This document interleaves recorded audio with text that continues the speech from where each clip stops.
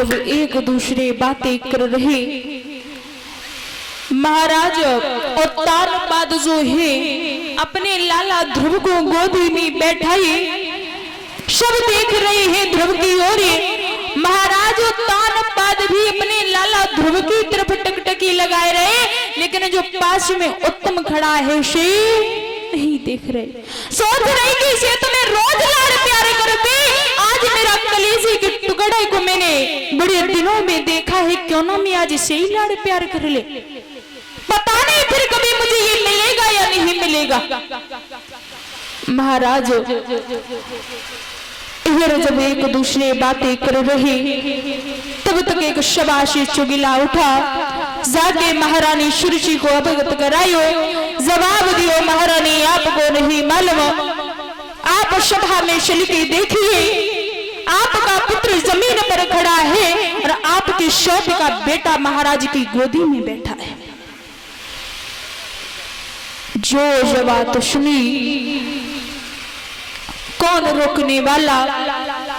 सुरुचि वहां से भागी, झपट के ध्रुव की कलाई पकड़ी, जमीन में पटका, जवाब दिया, और कमीन तुझे नहीं मालूम, और पापी यदि तुझे राज्य का अधिकारी बनना था तो तू जा, पहले मर, उसके बाद में हमारी कोख से जन्म ले, उसके बाद में तू राज्य का अधिकारी हो सकता।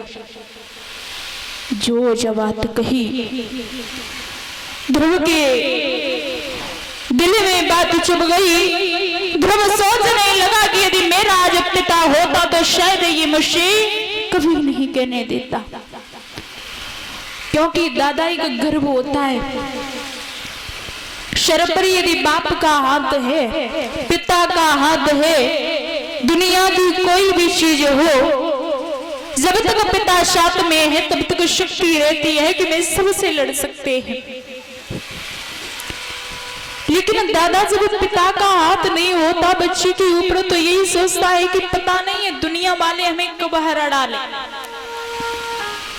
क्योंकि इनका भरोसा नहीं होता है।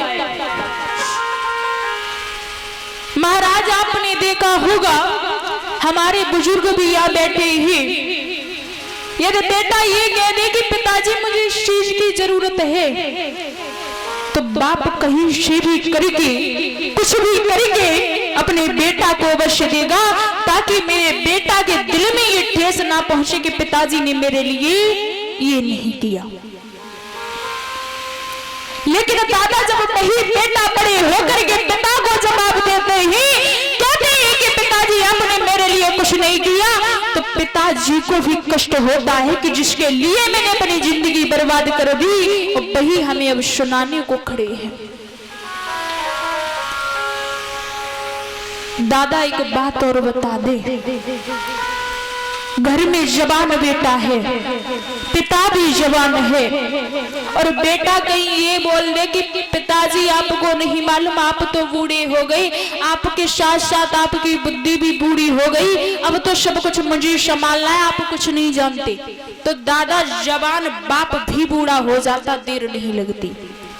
और वही यदि बूढ़ा बाप है, बेटा जवान है और बेटा ये कह दे कि पिताजी आपको नहीं मालूम, आप सही मैंने सब कुछ पाया, आप जो कहोगे, जो बोलोगे, जैसा कहोगे मैं वैसा ही करूंगा, तो दादा बूढ़ा बाप भी जवान बन जाता है।